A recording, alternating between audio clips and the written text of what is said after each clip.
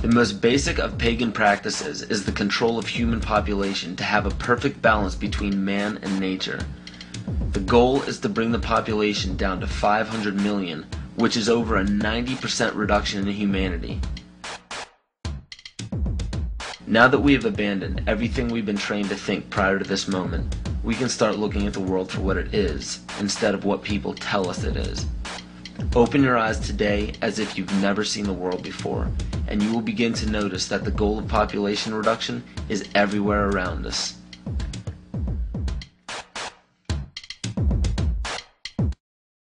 Let me assure you that absolutely nothing that I'm going to tell you is exaggerated, is interpolated, or is imagined. Everything I'm going to tell you is documented.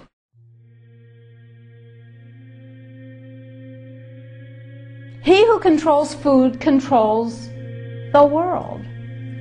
Well, they said in 1962, we're going to work toward total global implementation of Codex Alimentarius on December 31st, 2009. They were sort of guidelines. Now, Codex Alimentarius Commission is administered by the World Health Organization, WHO, and the FAO, the Food and Agriculture Organization. They fund Codex and they run it at the request of the UN. So they're mommy and daddy to Codex Alimentarius. In 1994, Codex, with no notice here in this country whatsoever, declared nutrients, put on your intellectual seatbelts, declared nutrients to be toxins. They're poisons. Under Codex, every dairy cow on the planet must be treated with Monsanto's recombinant bovine growth hormone. Furthermore, under Codex, every animal used for food on the planet must be treated with subclinical antibiotics and must be treated with exogenous growth hormones.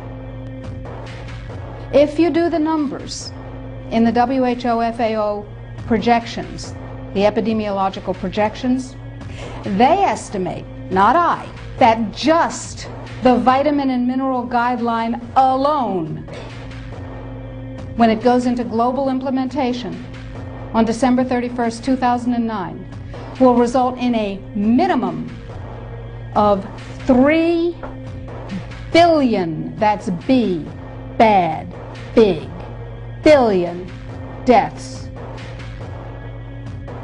1 billion through simple starvation.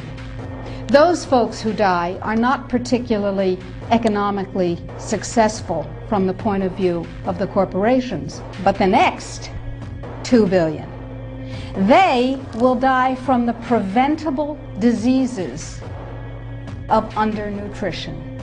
Who will live? Probably those people who are wealthy enough and powerful enough to have their own pushers of clean food and nutrients. So we need your help, because the United States leadership is what's going to literally save the population of the planet. The UN has put out dozens of public documents where they're calling for an 80% world population reduction. In fact, at the Beijing Women's Conference, the World Conference, back in 1997, the head of the UN Food Program said, "We will use food as a weapon against the people."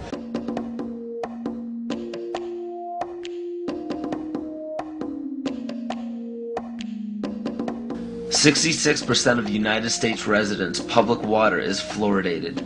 It is known to have tremendous effects on bone cancer, joint problems, bone weakness, lowered estrogen and testosterone levels, and dental fluorosis, which is yellowing of the teeth and pitting in the enamel.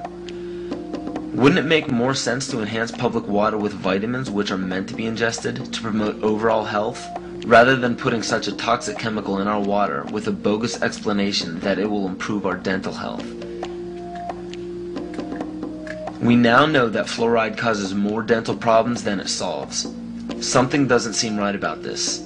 Do you honestly believe that these companies care deeply enough for the people to spend large amounts of their own money to fluoridate public water when the people already purchase their own toothpaste? But there's a difference between toothpaste and drinking water. We don't ingest toothpaste. If you go to any hardware store and look at any rat poison product, you will only find one ingredient: sodium fluoride.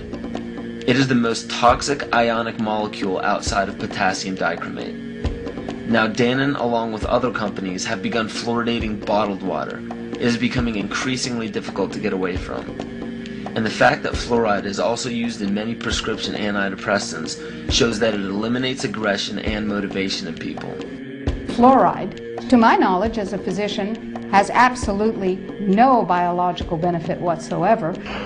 But one of the significant things is that the Russians carried out all sorts of experiments on the people living in the Gulag. One of them, of course, was to fluoridate the water. Why? You fluoridate the water, why people are not as aggressive as they ordinarily would be. In fact, what is the active ingredient in Prozac that is so widely distributed in America today? Well, it's a fluoride compound. And now, we are finding that public water nationwide is showing up with arsenic, lead, cadmium, and thermonium, which is a radioactive form of lead. Cancer, lowered sex drive, birth defects, sedation, and brain defects. Does this not sound like a wonder drug for anyone aiming to control a population? It's quite astonishing, Paul, the degree to which environmentalists have not been educated about fluoride. You know, people have an unconscious trust in their doctor or their dentist, and if you can persuade doctors and dentists that fluoride is safe and good, then you're able to reach the rest of the nation. People believe their doctors and dentists, and that was a way of promoting fluoride for Bernays. Fluoride was killing their cattle, destroying their crops. Fluoride given to rats had produced bone cancer and liver cancer, and that those results had been doctored to make it look as though fluoride hadn't caused as much cancer. The pattern that we saw, it typically is what we see with other neurotoxic agents that are well known to cause a hypoactivity or a memory problem or an IQ problem. When I first presented the results of these studies, one of the individuals sitting and listening to the results, he says, "Do you have any idea what you're saying?" And he says, "You're telling us that we're reducing the IQ of children." And basically I said, yes.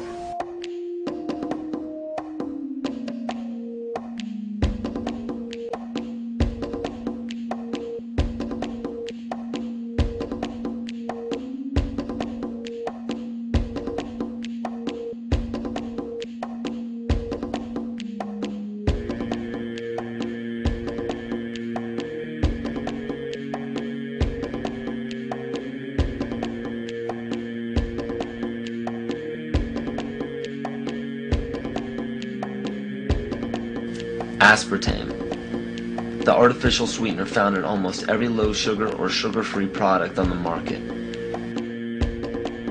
First of all, aspartame is made up of three things: methanol, which of course is what produces blindness, aspartic acid, and phenylalanine. These are all poisons. Aspartic acid, of course, produces brain lesions.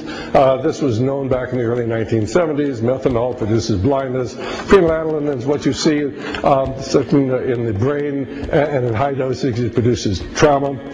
We're not making this all up. The FDA did publish back in, I think it was the 80s, they did publish the 92 potential side effects of aspartame.